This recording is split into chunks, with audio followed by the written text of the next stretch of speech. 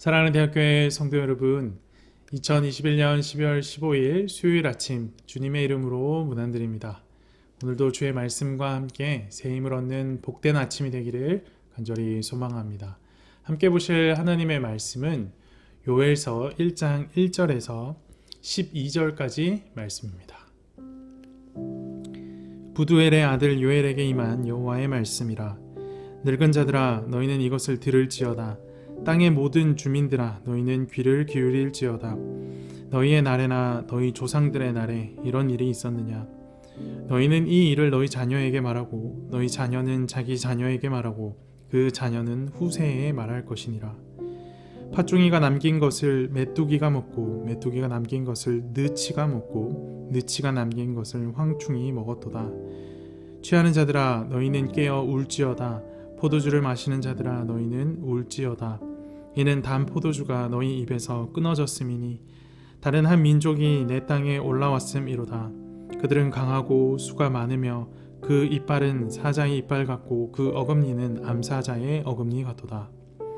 그들이 내 포도나무를 멸하며 내 무화과 나무를 긁어 맑게 벗겨서 버리니 그 모든 가지가 하얗게 되었도다. 너희는 처녀가 어렸을 때에 약혼한 남자로 말미암아 굵은 배로 동이고 애곡함 같이 할지어다. 소제와 전제가 여호와의 성전에서 끊어졌고 여호와께 수종드는 제사장은 슬퍼하도다. 밭이 황무하고 토지가 마르니 곡식이 떨어지며 새 포도주가 말랐고 기름이 다하였도다. 농부들아 너희는 부끄러워할지어다.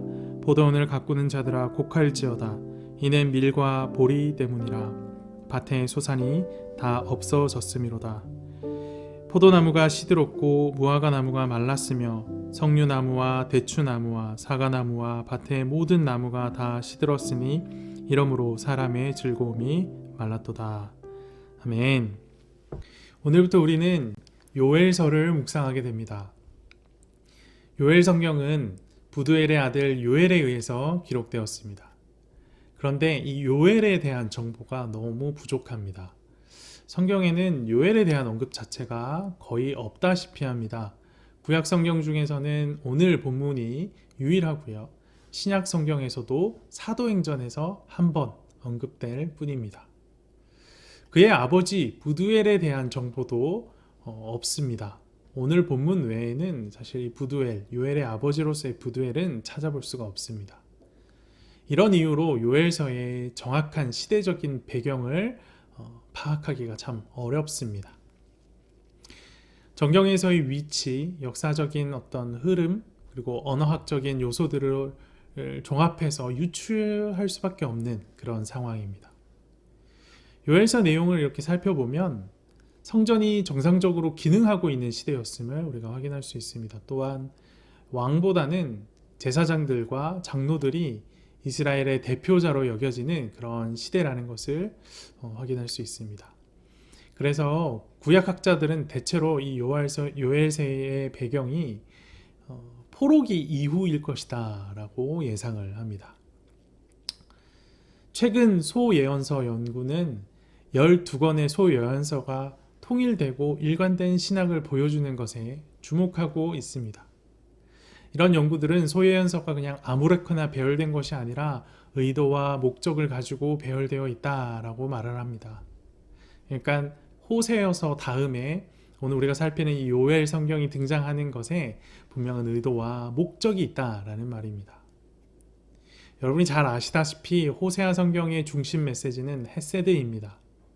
하나님과 이스라엘 백성이 언약을 맺지요. 하지만 이스라엘이 일방적으로 그 언약을 깨뜨립니다. 그럼에도 불구하고 하나님은 포기하지 않으시고 끝까지 언약을 이어가십니다. 언약에 기반한 하나님의 신실한 사랑, 헤세드 때문입니다. 이 헤세드가 작동하기 위해서는 반드시 죄의 문제가 해결되어야 합니다. 그래서 필요한 것이 바로 심판이지요. 이 심판에 대한 이야기를 호세아서 다음 성경인 요엘이 이어가고 있습니다.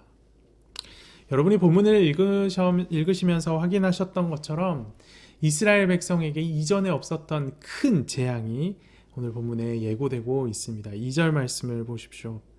늙은 자들아 너희는 이것을 들을지어다. 땅의 모든 주민들아 너희는 귀를 기울일지어다. 너희의 날에나 너희의 조상들의 날에 이런 일이 있었느냐. 요엘은 늙은 자들을 포함한 이 땅의 모든 주민들에게 질문을 던집니다. 너희의 날에나 너희 조상들의 날에 이런 일이 있었느냐? 여기서 늙은 자라고 하면 제사장들과 장로들을 의미하는 것입니다. 이들은 대체로 경험이 많고 역사에 해박한 자들입니다. 하지만 이들조차 처음 겪는 일, 이 땅에 살고 있는 그 누구도 겪어본 적 없는 일이 앞으로 일어날 것이다 라고 요엘이 예언처럼 이야기하기 시작합니다. 그럼 이들이 겪게 될 그 일 도대체 무슨 일일까요? 4절 말씀을 보십시오. 팥종이가 남긴 것을 메뚜기가 먹고 메뚜기가 남긴 것을 느치가 먹고 느치가 남긴 것을 황충이 먹었도다. 팥중이, 메뚜기, 느치, 황충 이런 단어들이 막 등장을 합니다.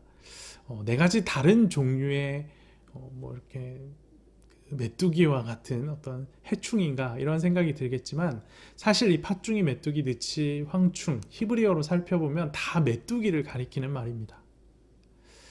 뭔가 이전과는 비교할 수 없는 심각한 재앙과 같은 일이 일어나는데 이것이 마치 메뚜기 재앙과 같을 모양입니다. 팥중이가 남긴 것을 메뚜기가, 또 메뚜기가 남긴 것을 느치가 남긴 것을 황충이 먹었다라고 말하고 있습니다. 이것은 이 재앙이 한 번으로 끝나지 않는다라는 것을 의미합니다. 마치 파도가 몰려오듯이 거듭해서 재앙이 몰려올 것이기에 한 번은 피할 수 있더라도 두 번, 세 번 거듭될 땐 그 누구도 이 재앙을 피할 수 없게 될 것이다 라는 것을 암시하는 겁니다. 이 재앙의 위력 또한 엄청납니다. 6절 말씀을 보십시오. 다른 한 민족이 내 땅에 올라왔음이로다. 그들은 강하고 수가 많으며 그 이빨은 사자의 이빨 같고 그 어금니는 암사자의 어금니 같도다. 사자가 강한 이빨로 먹이의 숨통을 끊고 살점을 물어뜯어 삼켜버리듯이 강력한 힘의 재앙이 임할 것이다 라고 말하는 겁니다. 그리고 그 힘으로 모든 것을 앗아가 버릴 것이다 라고 말합니다. 7절 말씀 보십시오.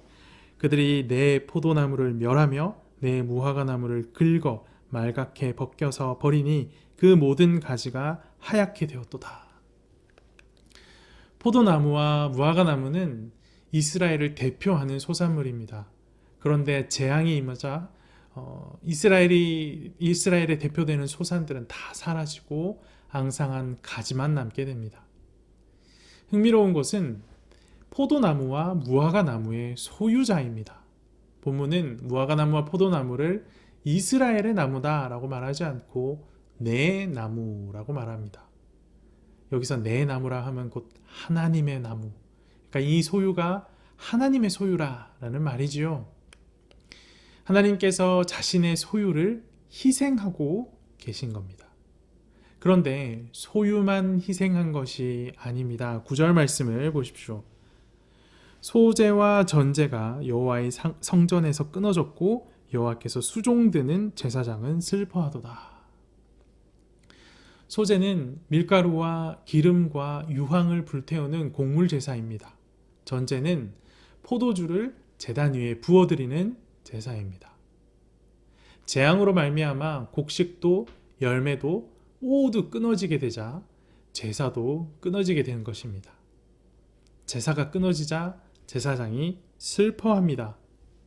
하지만 슬퍼하는 건 제사장만이 아닙니다. 하나님께서는 의로운 제사를 기뻐하시는 분이시죠. 제사가 끊어졌다라는 것은 하나님의 기쁨도 끊어졌다라는 말입니다. 하나님께서 자신의 기쁨마저 희생하고 이 재앙을 내리고 계시는 상황인 겁니다. 그렇다면 하나님께서 자신의 기쁨과 자신의 소유를 희생하심으로써 얻고자 하시는 것은 도대체 무엇일까요? 5절 말씀을 보십시오. 취하는 자들아 너희는 깨어 울지어다. 포도주를 마시는 자들아 너희는 울지어다. 이는 단 포도주가 너희 입에서 끊어졌음이니. 하나님께서는 이스라엘이 깨어 울기를 바라고 계십니다. 계속해서 8절을 보십시오. 너희는 처녀가 어렸을 때에 약혼한 남자로 말미암아 굵은 배로 동이고 애곡함 같이 할지어다. 하나님께서는 이스라엘이 애곡하길 원하고 계십니다. 11절 말씀을 보십시오. 농부들아 너희는 부끄러워할지어다. 포도원을 갖고 오는 자들아 곡할지어다. 이는 밀과 보리 때문이라 밭의 소산이 다 없어졌음이로다. 하나님께서는 이스라엘이 부끄러워하며 곡하기를 원하고 계십니다. 하나님께서 자신의 기쁨과 소유를 희생하시면서까지 얻고자 하셨던 것, 바로 하나님의 백성 이스라엘이었습니다. 하나님은 이스라엘이 깨어 울며 회개함으로 다시 하나님께 돌아오길 원하시고 계셨던 겁니다. 오늘 본문 12절 말씀은 이렇게 기록하고 있습니다. 포도나무가 시들었고 무화과 나무가 말랐으며 석류나무와 대추나무와 사과나무와 밭의 모든 나무가 다 시들었으니 이러므로 사람의 즐거움이 말랐도다. 사람이 즐거움이 말랐도다. 12절이 말하는 것처럼 하나님의 심판, 하나님의 재앙은 사람의 즐거움을 마르게 합니다. 그렇기에 심판 가운데 있는 인간은 괴로울 수밖에 없습니다. 하지만 우리가 잊지 말아야 할 것이 있습니다. 이 괴로움은 인간만의 괴로움이 아닙니다. 하나님께서도 자신의 소유, 자신의 즐거움을 희생하며 우리와 함께 아파하고 계십니다. 아픔을 감내하시며 심판을 행하시는 이유가 무엇이겠습니까? 나를 사랑하셔서 하나님께로 돌이키기 위함입니다. 나로 하여금 세상이 줄 수 없는 참된 즐거움, 오직 하나님만 주실 수 있는 참된 기쁨을 누리게 하기 위함입니다. 물론 우리가 겪는 모든 어려운 일이 다 하나님의 징계, 하나님의 재앙이다 라고 보기는 어렵습니다. 하지만 어려운 일을 당할 때 한 번 더 자신을 돌아보고 혹시 하나님이 주시는 메시지가 없는지 살펴보는 것이 정말 지혜로운 모습일 겁니다. 사랑하는 대학교의 성도 여러분, 혹시 유독 괴로운 나날들을 보내고 계시진 않습니까? 간절히 답장을 기다리시는 하나님의 메시지일 수 있습니다. 오늘 말씀을 통해서 이것이 하나님의 메시지일 수 있겠구나라는 것을 우리는 놓치지 말아야 할 겁니다. 그러니 하나님이 주시는 그 메시지 그냥 읽고 무시하셔서는 안 됩니다. 주님께서 기다리시는 것처럼 눈물로 답장해야 할 것입니다. 이 아침 주의 말씀과 함께 주님께서 우리 가운데 전달하시는 이 메시지 앞에 눈물로 답장을 보내는 귀한 아침, 복된 하루가 되기를 간절히 소망합니다.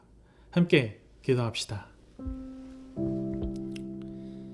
사랑의 주님, 우리의 고난 가운데 당신의 희생이 담긴 메시지가 전달되고 있음을 오늘 말씀을 통하여 깨닫습니다. 예수 그리스도 십자가 사랑, 그 눈물겨운 희생의 사랑 앞에 감격을 회복하기를 간절히 원합니다. 이 아침 함께 예배하는 모든 대학교의 성도들 가운데 찾아오셔서 십자가의 놀라운 사랑을 다시금 깨닫게 하시고 주께서 허락하신 참된 기쁨과 자유를 맛보며 살아가는 귀한 하루가 되게 인도하여 주시옵소서. 오늘 하루도 주님 손에 맡겨드립니다. 예수님 이름으로 기도합니다. 아멘.